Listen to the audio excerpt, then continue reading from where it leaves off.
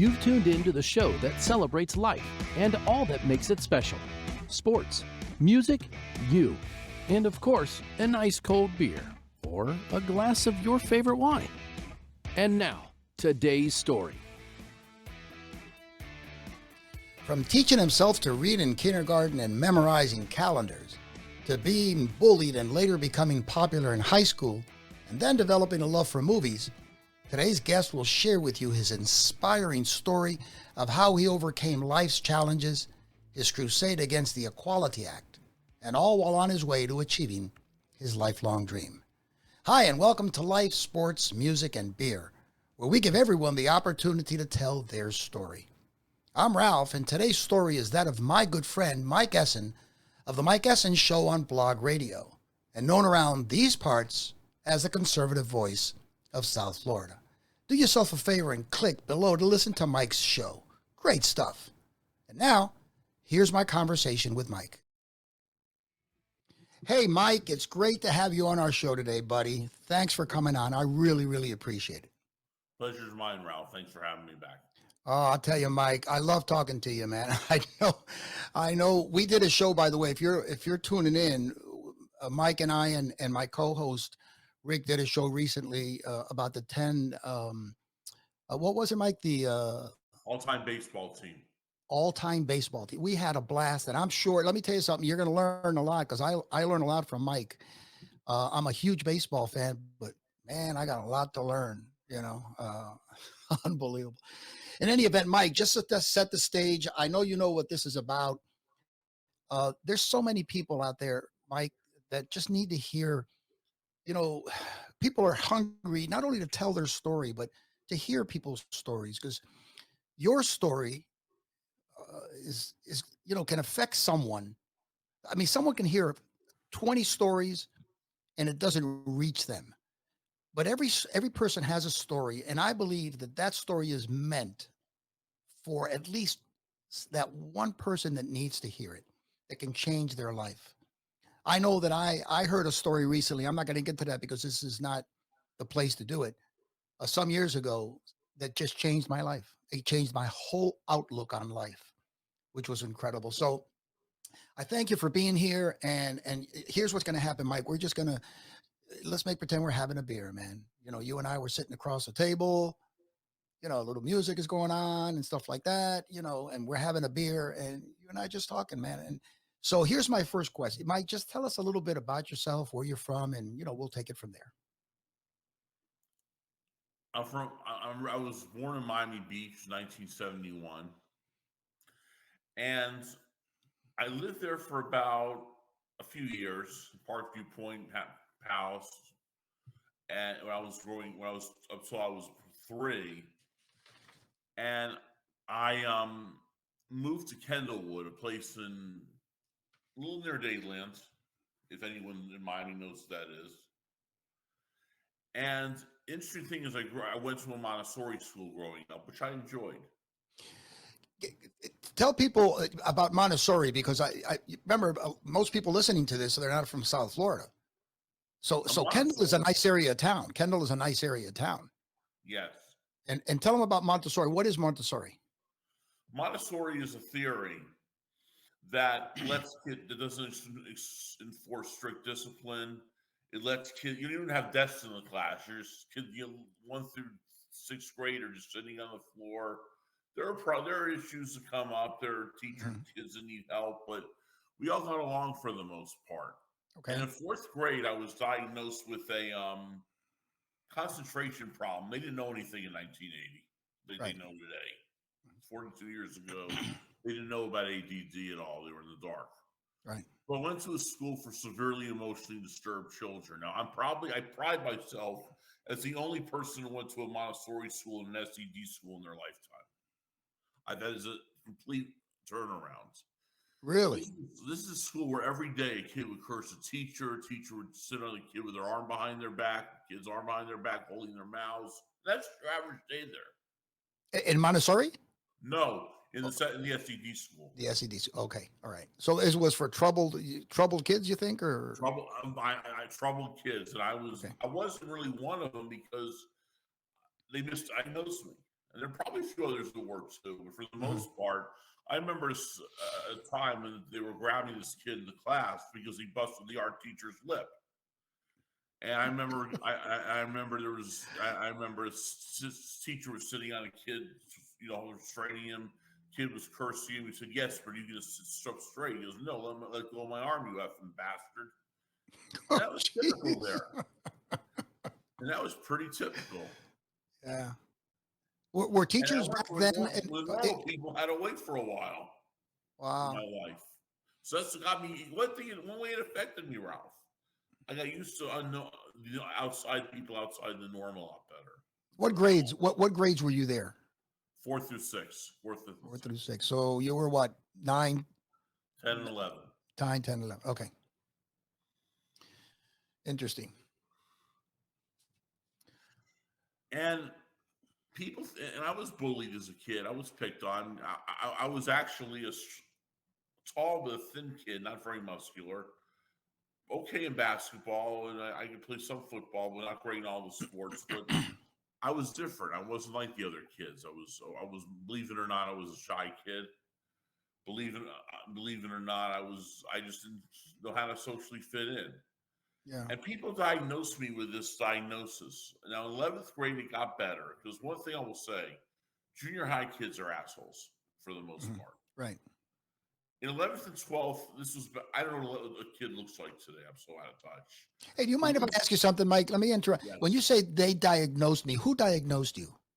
Therapists, behavioral analysts. Okay. Professionals. Like that. Yeah. And I think it got a little better for me in 11th grade, but the therapist still said he can't fit in socially. But something happened in 12th grade to change that. What is the best way to reverse that is to date the most popular girl in school. That's not why I went after her. I really had feelings for her.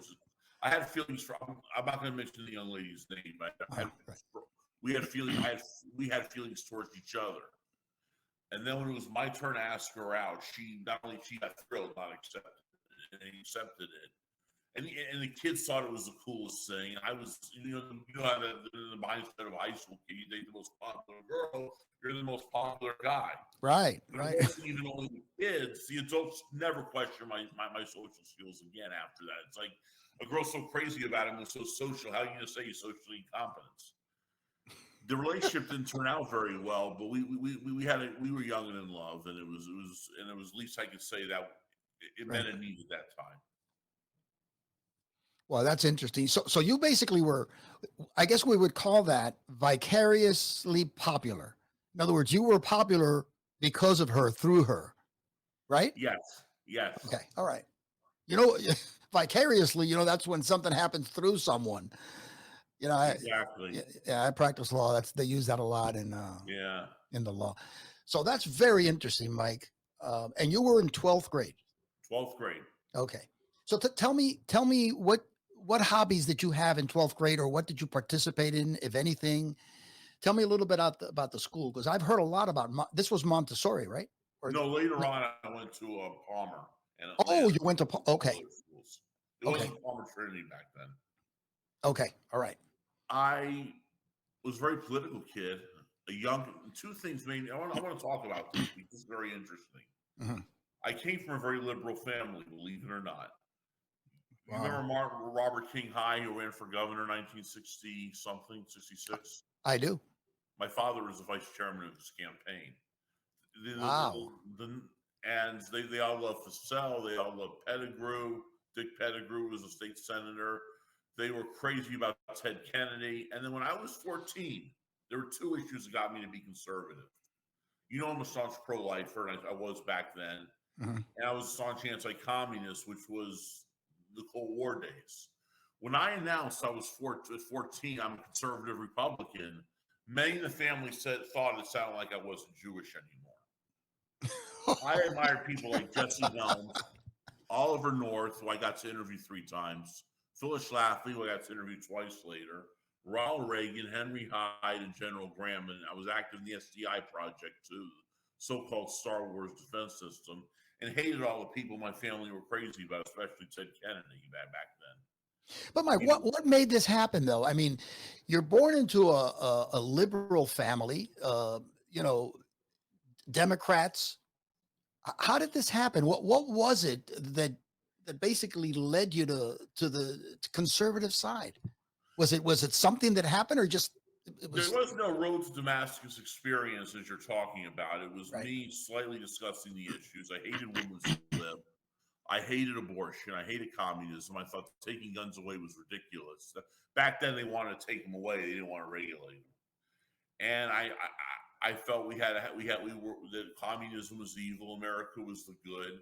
I hated forced busing. You know, one of the biggest colossal disasters in the country was an issue back then. Affirmative action was discrimination in reverse, which liberals supported. I was basically a straight out conservative like I was back then. One teacher, and this is a very interesting story. When I wrote an essay for the Contras, you remember that was the Civil War in Nicaragua? Of course. Yeah. A teacher thought I was a Klansman. Yeah, I had my Jewish star and the David on my sheets. Of course I was, you know? And all this bizarre thinking. But it got me somewhere, and we'll get to now we'll go across the road and we'll talk about that as time goes on. Very interesting. That's some hell of a childhood, I'll say. Yeah.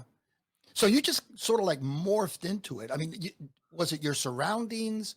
You know how sometimes you hear in life, sometimes you hear something or there's a situation, something happens or someone says something that just it impacts you in such a way that actually makes you just change the way you feel, you think. Can I you think put your there finger was on an that? incident. I had a tutor who was he wasn't conservative as me, close. He was a Republican. And he said, we do help people. We just don't give it out. We make them so they can get something so they can not be dependent. And that had an influence on me too. Their attitude towards abortion, their attitude towards communism, the fights I had with my grandparents over these issues. I once told my grandfather, you're a communist sympathizer. He said, okay, you don't have to talk to me if you don't want to. I mean, just really, really, the typical family arguments all came from me and them. Right. Wow. I remember when I was against tax increases in 1990, my grandfather's like, you don't know what it's like to be poor. I was so poor I couldn't afford Social Security. It was bizarre.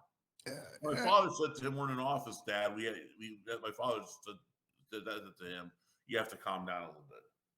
Not me, to my grandfather.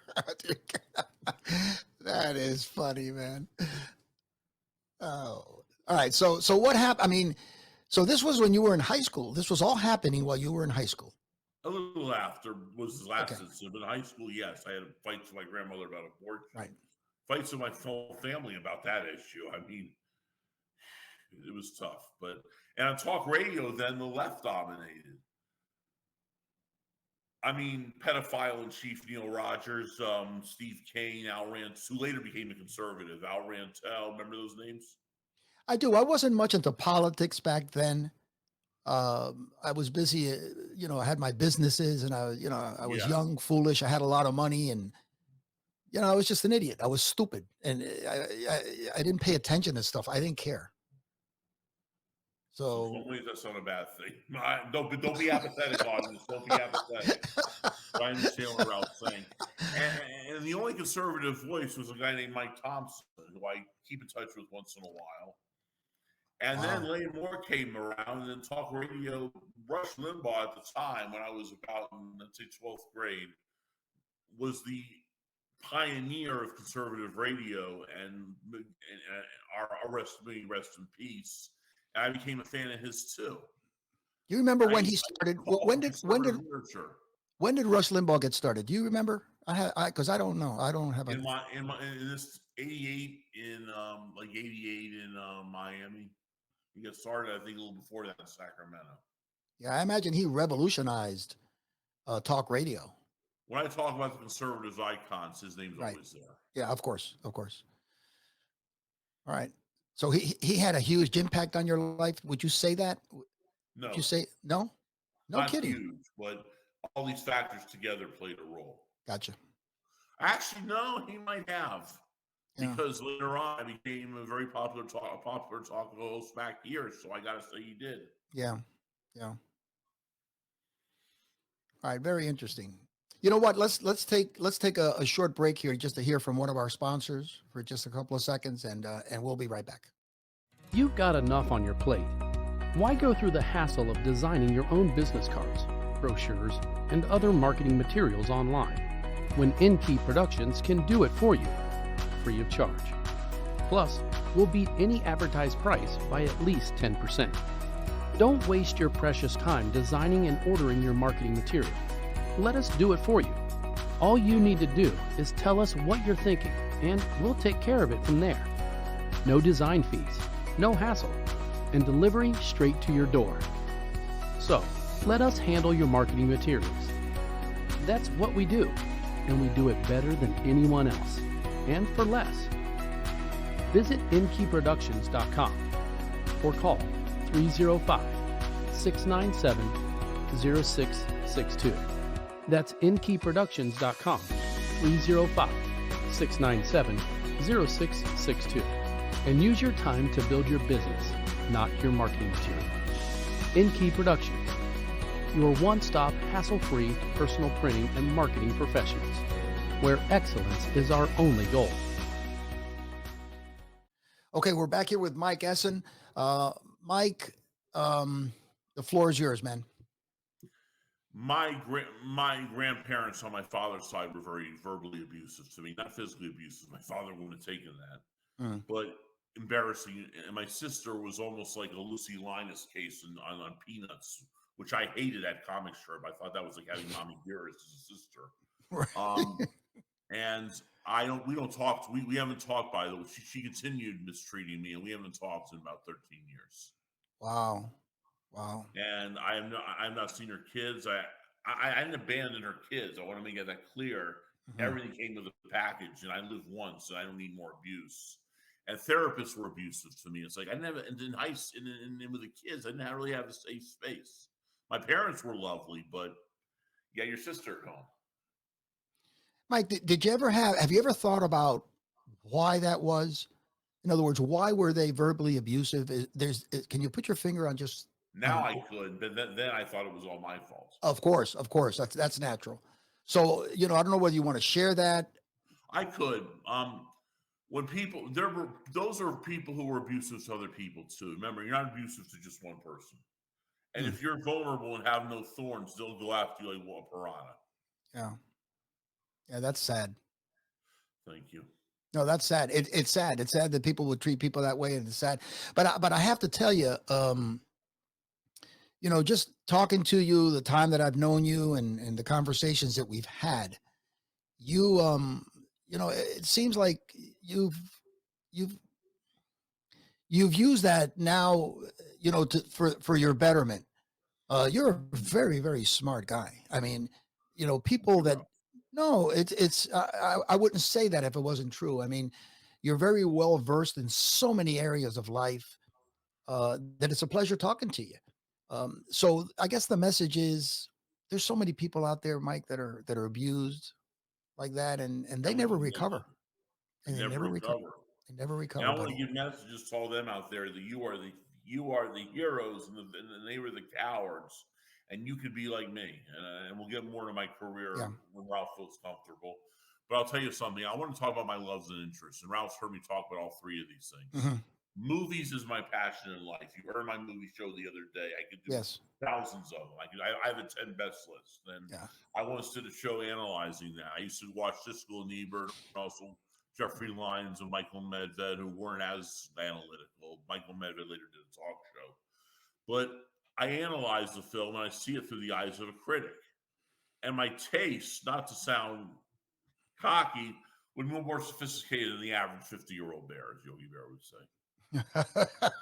I like a lot of the blockbusters too, but I might like a critically acclaimed film that they wouldn't necessarily go for. While a lot of people would have to say Back to the Future is their favorite film of the 80s, though E.T. was my number one, Last Emperor was second, which nobody would, a film people have forgotten about by now. The Last Emperor? Yes. Yeah, I told you what my thought on that movie was, right? Cure for insomnia for you, yes. Yeah, I walked out. My wife. It was, but then again, see, I'm just a regular fan. So let me ask you something. When was it that you started this passion for movies? At when what I was age? about nine. No kidding. I used to I used to talk to my friends at school, the more normal ones of the Bertha Abbott's Children's Center. I mean, we talked about movies or the kids in the neighborhood. I remember at the time movies that were popular were Any Which Way You Can with Clint Eastwood. And I actually saw my first R-rated film around then, Stir Crazy, Richard Pryor and Gene Wilder. Not a great movie in my opinion, not one of their best movies either. Right. But it changed. It got me seeing other films. Raiders of the Lost Ark was a classic. It was a great movie. Superman 2 I saw 5 times. And then back then I used to see movies over and over again. Now I have a hard time seeing them twice. This was Christopher Reeves, right? Yes, he was the only Superman for me. So Really? Superman 2 I thought, not the only one. That's too strong a term. He was the best of them. And I thought that was one sequel to top the original, by the way. That's I interesting. like the original too, but I thought Superman 2 was better. They had more Right. to introduce. Yeah. I'm not a big Superman fan. I don't know why. Taste is subjective, that's what I always say Yeah. to people. Don't. But you see, the conversations that I've had with you about movies, and I've listened to your shows on movies, and you could have had a show just on that. You could have been a professional movie critic because you look at things that the average person just doesn't even look at. Well, I mean, I hear you dissect some of these movies, and I start thinking to myself, wow, I never thought about it that way. So, Ralph, you make an excellent point. The average person goes to a movie, just says it's good or it's bad, and that's it. right. Or it's okay. Mhm. I like to analyze why is it good or bad? Why is it okay? And I see things in films. A lot of times I even review movies where the first half, like a movie called Collateral with Tom Cruise and Tom Cruise. you saw that? I The did. first half was wonderful, the second half was horrendous. And I integrate that in my reviews of it. Interesting. See, I thought the whole movie was terrible because 50% is an F, so I guess it's pretty bad. no, because my wife and I talked about it. I remember going to the movie and seeing it. We talked about it. That was the only movie that we remember Tom Cruise playing the bad guy. And That's she said, right. right? And she said to me, he's not a good bad guy. He's a better good guy. And I said, you're right. Because I love Mission Impossible movies. I could watch those things over and over because I love the action and I love all that. But you just approach it from a different way. It's a perfect summer blockbuster. I want to Wow. also mention sport. I was a basketball fan, not now. I don't like the way the game has changed, but during the Dr. J, Michael Jordan, Absolutely. Bird, those were the greats. They were Football the was my greats. favorite sport, and I was actually an Oilers fan because of my love for Earl Campbell. The team does not exist. No, the Titans are not Fantastic. the Oilers. And I like the Yankees until they traded Reggie Jackson. I mentioned this to the Angels, but I don't. I follow football and baseball religiously. I hope there's not a strike in baseball. But I grew up later not having favorite teams, just rooting for different new teams to win. I don't like when teams repeat. I'm so glad the Patriots dynasty's over. I got sick of that. Yeah. Believe it or not, I hated the Patriots throughout their whole dynasty, but I was rooting for Brady to win another Super Bowl this year, simply to say to Belichick, in your face. You see, he did that last year. He did that last year. Yeah, that was exciting. This has been a great parody season. By the way, my Super Bowl pick, it's on record: Rams 36, Cincinnati 23. Look at that. Now, who would have the Rams? Who would have thought that Cincinnati and Los Angeles would have been in this? Nobody could have predicted that. Nobody, unless Cincinnati was like 201. Yeah, unbelievable. Also, I had an interest in my love for politics. I explained, so I have, and I like music. I liked a lot big band music. You know a lot about music. I remember calling a talk show when I was 11. And it was WKAT, the big band station. So you want to hear rock and roll? I said, no, I want to hear Moonlight Cocktail by Glenn Miller. They couldn't believe it. Yeah. I know the feeling, Mike.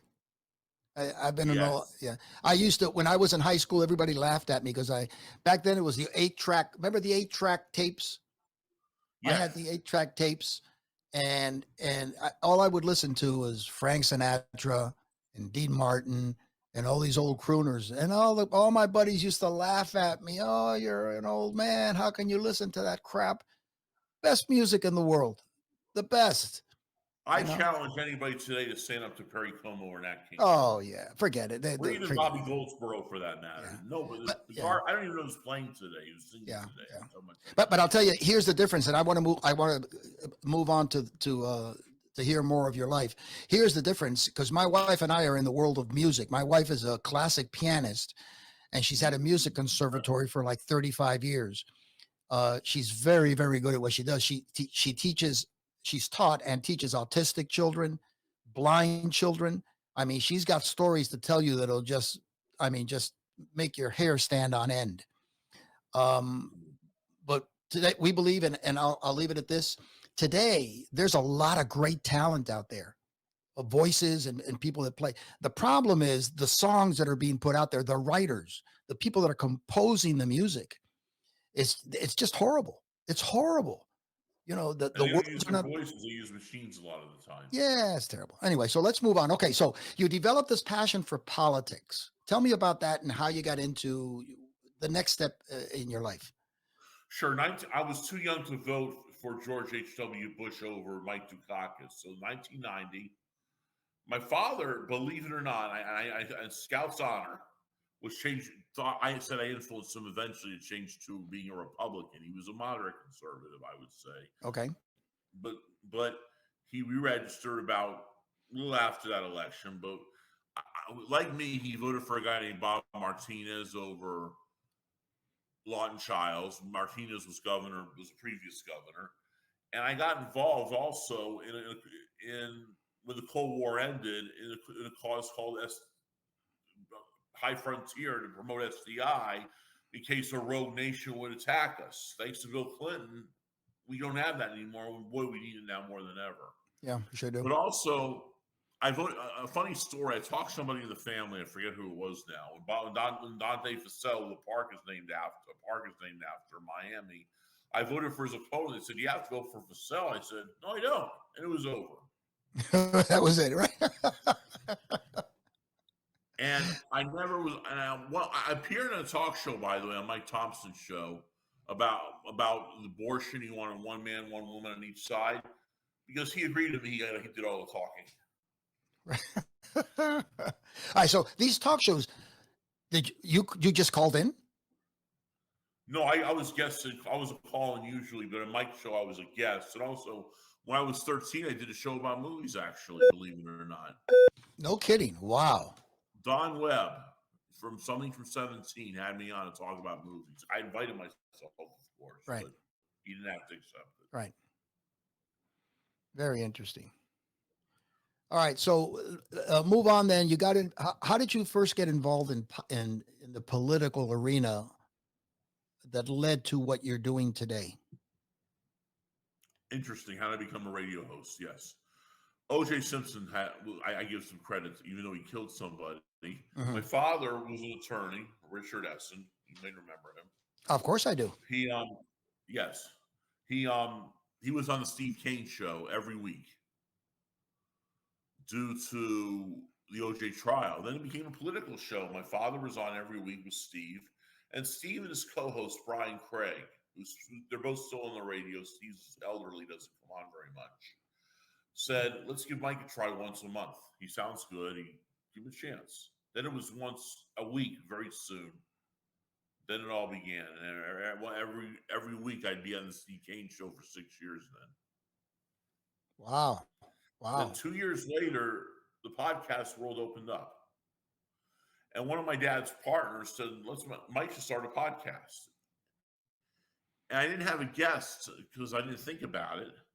I just did commentaries for a little, and then I had a guest from the Anti-American Civil Liberties Union, as I disaffectionately call them, and we debated the dead issue now of same-sex marriage. Of course, I was against it; he was for it. And then I had someone from the Jesse Helms Center on. I debated a gun control advocate, and it became like I had some guests who agreed with me, and there it began. I was part of the Republican Executive Committee in 2010, and then. Nobody took my show seriously then. I was a guy starting out. Right. And then in 2000, and then I got Alan West on my show in 2013. And Ben Carson on in 2014. And people started paying a little more attention to it. But then I decided to go to Blog Talk Radio, where you could, on my previous website, you could hear me about 5 times higher than you heard my guest voice sometimes. And it got agitating for me to hear complaints about it and for it to be happening. Mm-hmm. And on Blog Talk, took me a while. We had to rebuild the brands, but then I was speaking suddenly at the Old Cutler Republicans Women's Club. I spoke at Hialeah Republican Club. I debated something I'm debating tomorrow on the show. Barry Silver, an atheist progressive rabbi. And hold on, an atheist progressive rabbi. That is correct. I don't Well, you're going to have understand. your hands full. What? You're going to have your hands full on that one. What the I heck? debated him in abortion and Donald Trump twice in his temple. Tomorrow we're debating critical race theory. Goodness gracious. You talk about an oxymoron? I mean, what is the Torah based on then? Did Fred write the Torah? Did Steve write the Torah? I mean, to be a rabbi, you have to believe in God, not just. And his heroes are Sam Harris, Dan Dennett, the late Christopher Hitchens, and Richard Dawkins. He's preaching the Bible. Unbelievable. But listen, let me stop you there because I want to go back. Let's hit the back button and go back. Okay. You got involved in all of this, and this is a great lesson to be learned. Most people sit around waiting for stuff to happen. I believe that this is why there's so many people that never live their dream, that never feel the passion of pursuing something. I know, Mike, because I'm passionate. I've never worked for anybody. I had one job when I was 18, and I've never worked for anybody again in my life. I've always pursued something. Some have turned out well. Most have turned out not well. But pursuing something, and I learned in life. My father had a 3rd grade education. He was a wise man, and he told me, nothing's going to happen if you sit around waiting for it to happen. You got to go out and do something. So my point to you is this: how did you start talking to me about all these talk shows and how you did this and how did that happen? Did they come to you? Because this is a great lesson. You came to them. Steve Kane came to me. Steve Kane came to me with Brian Craig. That was strictly on their part. They had a meeting about it. Yeah, but you what were you doing then when they came to you? I used to come with my dad and just sit in the lobby, sit in the lobby, and then they said, "Mike, you're gonna be on once a month." It was that literal. But how did that happen? What do you mean, Mike? You're going to be on once a month? Had they heard you speaking? Had they heard you commenting on something? Yes, I've been guest on a few shows, not many, but I've talked to here's what happened. I used to have conversations with them, and I knew them for a while, so they thought they'd give me a once a month chance. Yeah, but you said you were on shows once in a while. How did you get on those shows? I asked to be on them. There you go. Like you said, then there was no email. So I used to postal mail Mike Thompson or some talk host I knew, and someone had me. There you go. And what? No, I'm sorry, I didn't. But there you go, Mike. In other words, you took that first step. That's a huge life lesson. Yeah. Yes, even if it's a small step, but you took it. You did something. You made it happen. You just didn't sit at home playing Atari, I remember that. Yeah. You remember that, right? Yeah. I'm knocking on your door saying, "Come on over," There you go. Without you instigating it. All right. So that's interesting. So you went out, you did your thing, and you got on all these radio shows, and now you're almost there. Now, let me ask you this one question, because this is critical. Is that something that you had thought about at some point in time? This is what I want to do. This is my dream. This is my goal. Absolutely. I'll tell you. When was that? How old were you? But do you remember more or less when that happened? 16. Look at that. Unbelievable. First, I wanted to be a movie critic, but then when I discovered talk radio, I used to have my headphones on and pretend like I had a show in my mind, like fantasize about it.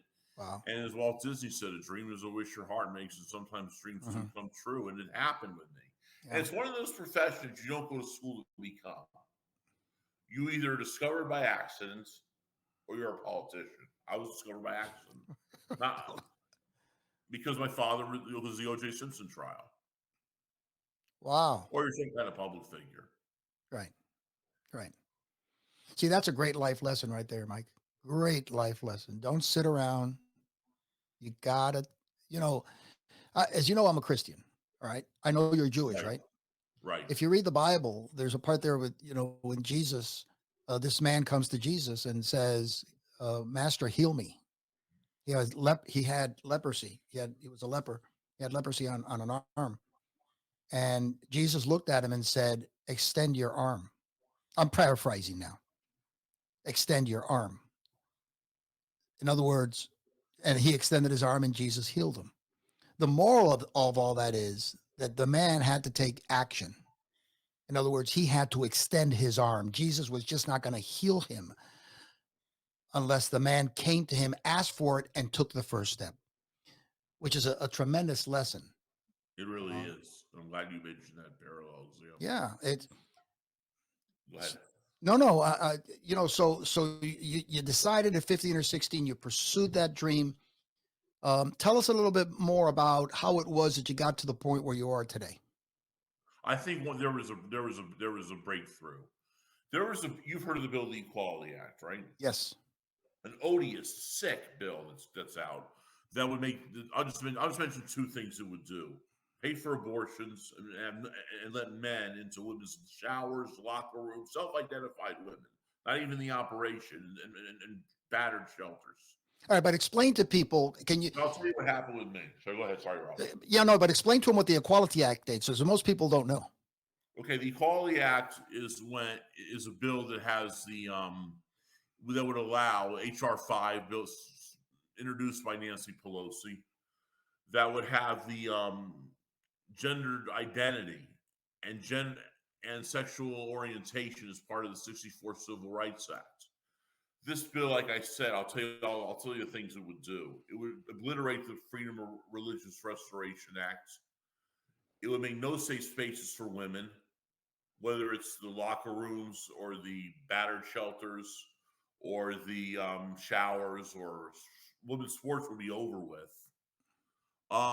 Adoption agencies who don't cater to same-sex marriages would be allowed to give to parents. So if a 9-year-old kid is still an orphan, so be it. It gets worse than that. It would allow puberty blockers to be sold over the counter against the will of their parents by doctors, and it would pay for abortions. And one thing I did, and I'm just scratching the surface. Religious liberty would be over with. People would be forced to pay for sex change operations. And I campaigned on my show. I called people such as John Stemberger. I called Tony Verdugo, the Christian Family Council. Right. I called Eagle Forum, and I was mailing mass emails all over the place, talking about it on the show. I debated the openly gay mayor of Fort Lauderdale, Gene Trantalis, on it, and he did a terrible job. And eventually, when Donald Trump said that he would veto it, I said, "There's no sense fighting this. It's a loss against it." I thought it was going to pass. Because one thing about Donald Trump is on social issues he was great on the human life issue. Mm-hmm. On the LGBT issues, he was okay. I thought he was going to sign it. I was scared, but he said he wouldn't. But that gave me but Limbaugh, Hannity, and Levin would not touch that issue. Essen touched it, and people respected me for it, and really wanted me to speak to their clubs. Amazing. And it got me a job on Christian radio at Schlott. Jerry Newcomb, Jerry Newcomb. Of course. I was on his show for that. Look at that. All right, Mike, hold that thought as we lead into that a little bit more about the Equality Act. And I had something that came to mind, but we'll address that. We'll talk about that right after we take a short break from one of our sponsors. Looking for a music teacher? Well, look no more. Music Lesson Pros has everything you need. We're your one-stop music teacher locator. And whatever your age, whatever instrument you're looking for, including voice, we'll help you find the perfect music teacher. And the good news is, we'll do it absolutely free. All you need to do is either click the button or fill out the form below. That's all. We'll do the rest. First, we'll reach out to you to make sure we know exactly what you're looking for and answer your questions. Second, We'll assign you the music teacher that best fits your needs. And third, we'll schedule a free introductory lesson. That's it. After the free lesson, you can start your lessons or simply walk away. No obligations. So what are you waiting for? Go ahead. Let us do the work for you. Get started right now by either clicking the button or filling out the form below, and let Music Lesson Pro get you or your loved ones a step closer to playing that favorite instrument or singing those favorite songs. Okay, we're back here with Mike Essen. Great conversation. Mike, when we left off, you were talking about the Equality Act. And I asked you, and you did a very nice, concise explanation of what it was. You could probably talk about that for hours, but it was enough for us to understand the basic concept of it. As you know, there's a tremendous uproar now with women's sports, the transgender. And I don't want to get into an issue of that on the transgender, none of that. My question to you is this: does the Equality Act is it in any way related to this transgender movement into women's sports? Very directly. It would. You cannot discriminate. This is what the Equality Act's co-sponsors say, on basis of gender identity, so or self-proclaimed gender, or self. What's the word I'm thinking of? I Take your time. self-identified women. Okay. So you don't even have to have the operation for women's sports. You could be me. You say I'm a woman, and women cannot run as fast as men. They can't throw as fast as men. They're the weaker sex. We know that. I'm not saying there's no exception. Oh, physically, and they can't run as fast as men. So they'd be all over the place taking the easy road out. And women have lost their scholarships based on state versions of the Equality Act. Wow. And been on Family Research Council's YouTube channel, or one of them, or could have been Heritage Foundation, and cry. I almost cried. She almost cried and said, "Please don't pass this." So what is the state of the Equality Act as at this moment? Where does it stand? Because the filibuster is still happening, thanks to Joe Manchin, he's done a great, courageous job. They don't have the votes in the Senate for it. Let's hope they never do. It takes 60 votes in the Senate to pass it. They probably have about 53 or 52 at this point. We're pretty far away from it. Right. I'm very hesitant to bring politics into this discussion because, as you know, the purpose of our podcast, of our show, is to talk about the more beautiful things in life. I mean, there's so much out there now. You hear the news, all you read is discord and negativity, and everybody's hating each other and all. It's just horrible, and we've gotten away from the beauty of life. However, with that said, it's very hard to keep politics out of any conversation because it affects us so deeply, because politics just affects every facet of our lives, especially in this day and age where politicians, I think they've gone overboard, and they're trying to control every aspect of our lives. However, I wanted to concentrate, keeping politics aside. How do you? Politics is a huge part of your life.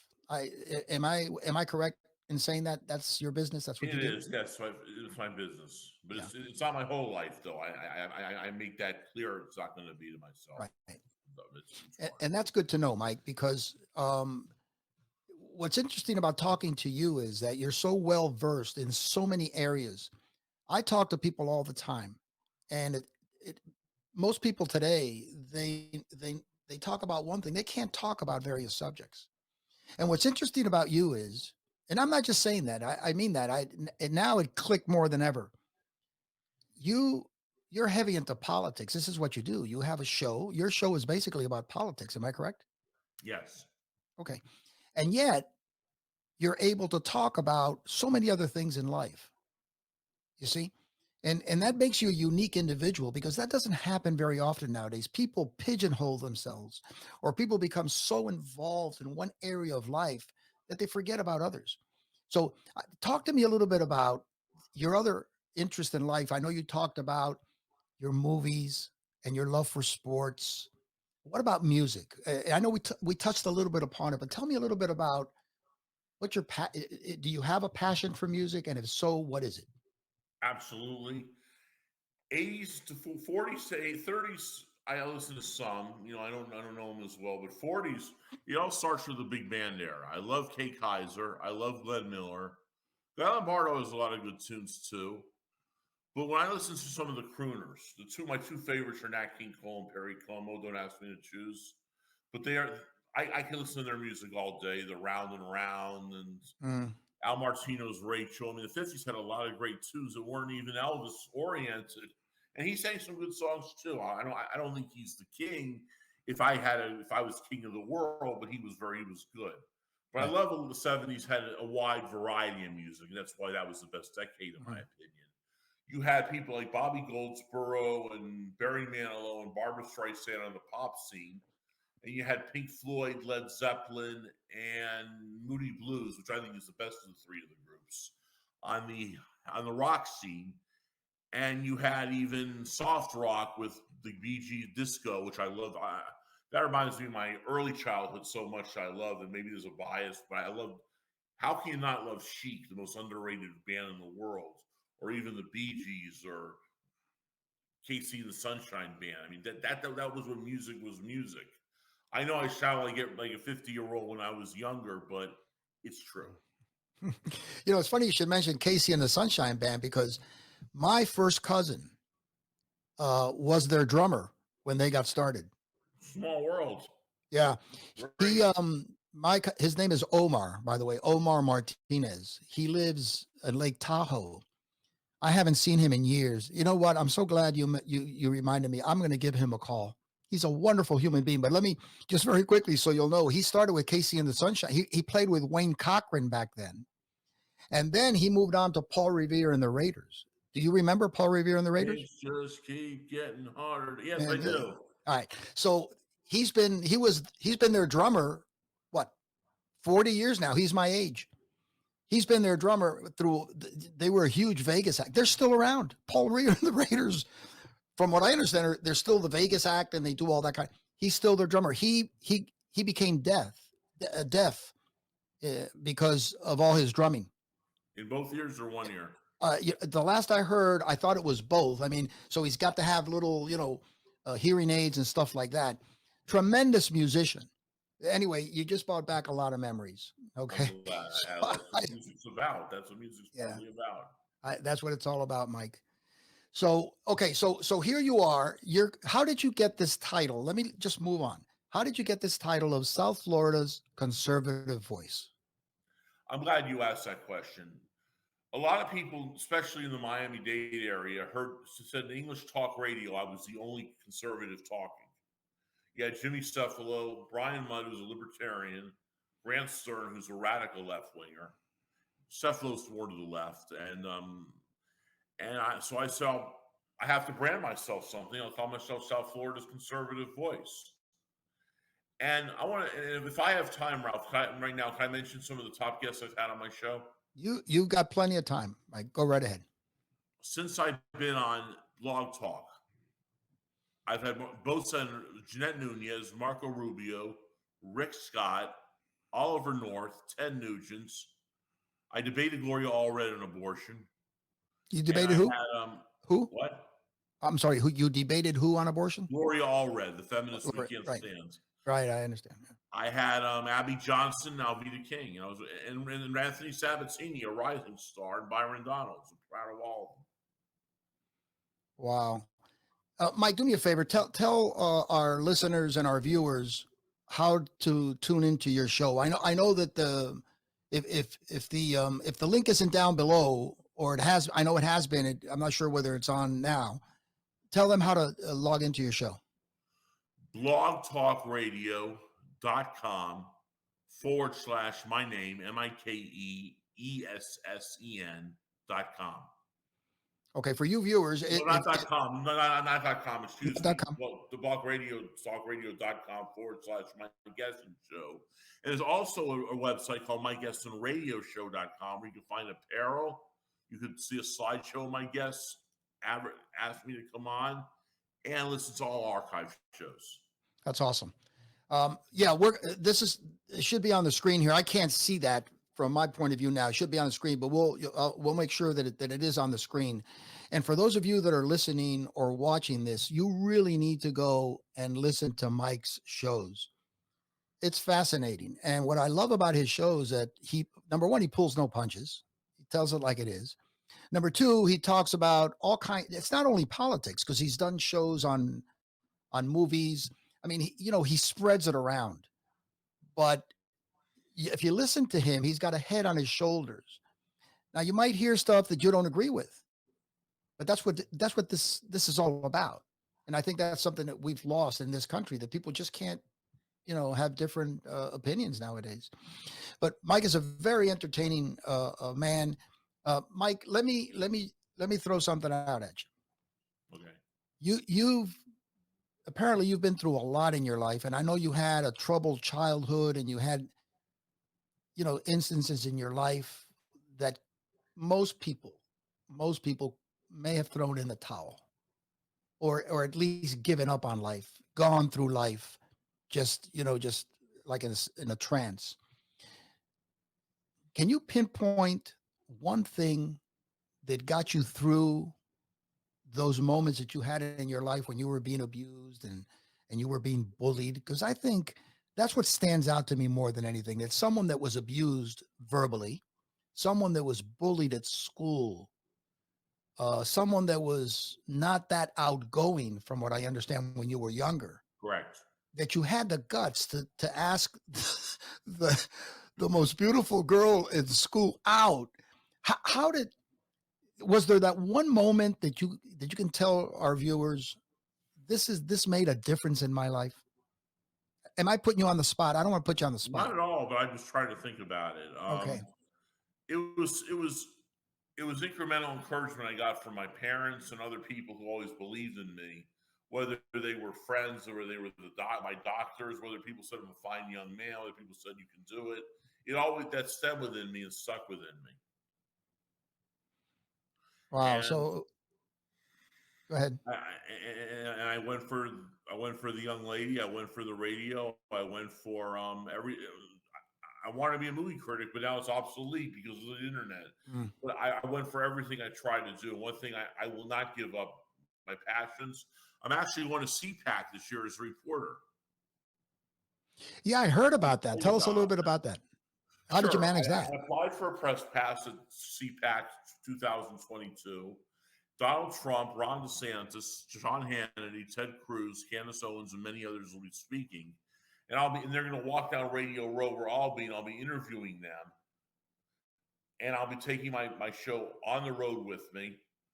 And it's a thrill for someone in the radio to do this. It is just a thrill for me to have this opportunity, and I'm honored. Oh, I bet, man. I bet this might be a turning point. I mean, this will really put you on the map. I mean, I'm, a map outside of South Florida. It seems like you're headed in that direction. This will do it. I think if anything will do it, it's this. I thank you, Rob. Yeah. Well, it's all a matter of persistence, Mike. We go back to that. I listen to you in your life, and the one message I get is that regardless of what you go through in life, there's always somebody that will encourage you. It could be family.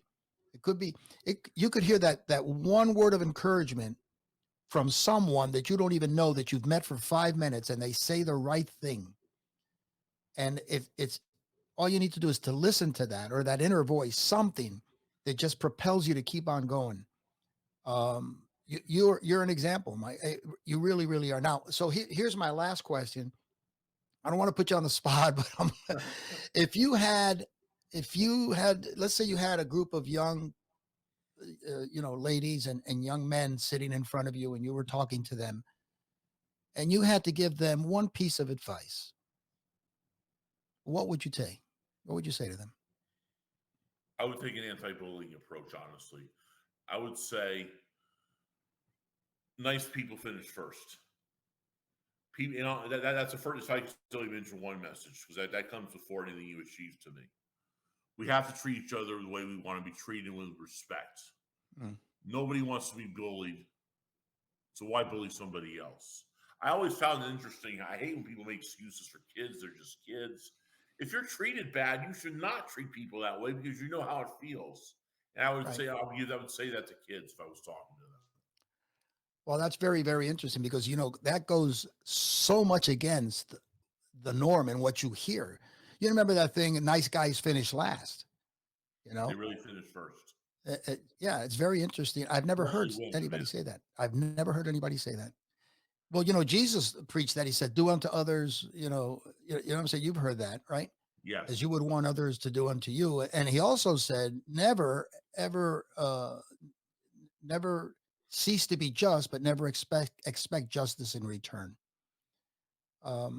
If you study Jesus's word, I'm not going to get into this, but if you study his words, it's just a book on life, not from a religious standpoint, but a book on teachings of life. It's an amazing book, his teachings.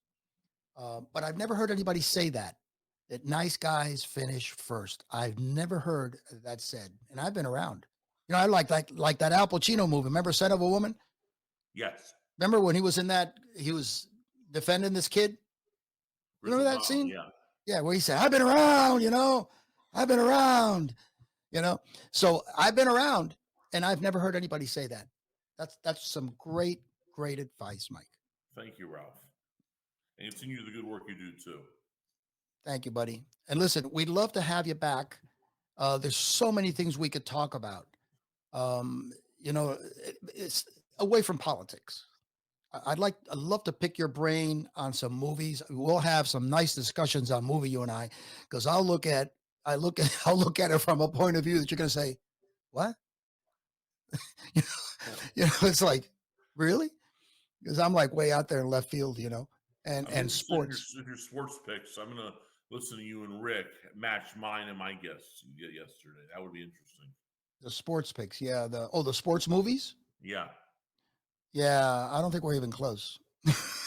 But I'll tell you what I did. If you haven't heard that show, if you're listening to this or you're watching this, go into Mike's what do you call it? I guess library, right? Archives, yes. Archives. And listen, he just did a show with who was it that you did it with? He's a movie expert. He's a movie expert. Movie expert. Fascinating. And they did the 10 best sports movies. And there's some movies in there that I had forgotten totally. And wow. And there's some that I had never seen. I made a list of them, and I'm going to make a point to watch them because your analysis was just fantastic. And I think some of those movies, and one of them was a Paul Newman movie. I don't remember the name. Somebody up there likes me.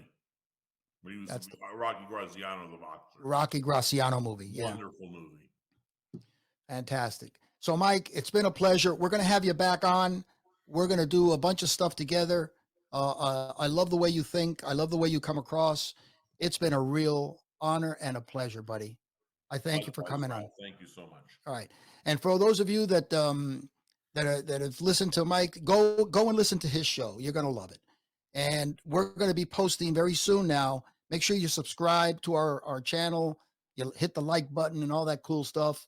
We'll let you know when that show on the Pick Your Ball Players, where Mike and Rick and myself, we go over we play general manager. If you had to pick your ball players to form a Major League Baseball team, who would you choose? And it was a fantastic episode. So if you're a baseball fanatic, if you're into it, go for it. We're also going to be posting soon, Mike, and you're going to love this. We're going to be posting soon. I believe it's 3 episodes. My cousin has been involved in sports over 50 years. He knows, God knows how many Major League Baseball players. He coached at Miami-Dade. He was teammates with Bucky Dent. He coached the Italian baseball team in the Olympics. He's traveled all over the world, played the Cuban teams. Amazing stories, Mike. You're going to love it. And you viewers are going to love this too. So anyway, that's it for today, Mike. Thank you, my friend. It's been a real honor and a pleasure. And we'll see you next time. Thank you. Signing out. Hey guys, thanks for watching, and we hope you enjoyed our conversation with Mike. If you listened closely, I think you'll agree that the key moment in his life was when, even a verbally abused and socially awkward teen, he decided not only to ask out the most beautiful girl in the school, but that he followed through and acted on that decision. The message I got wasn't that she went out with him, but that he had the courage to step out of his comfort zone and do the uncomfortable. Now, whether at that particular moment Mike realized it or not, I think you'll agree that there's a strong possibility that that one decision, that one act, changed the course of his life and gave him the courage to pursue his dream. And now it's your turn. We invite you to reach out to us at the address below and speaking with us about sharing your story. A story that you need to share, that someone needs to hear. On behalf of Kyle and Rick, this is Ralph, hoping to hear your story soon. See you then. On behalf of everyone from Life, Sports, Music, and Beer, we thank you for tuning in. If you've got that story to tell, comment below, smash that like and subscribe button, and don't forget to hit that bell so you can hear other amazing stories.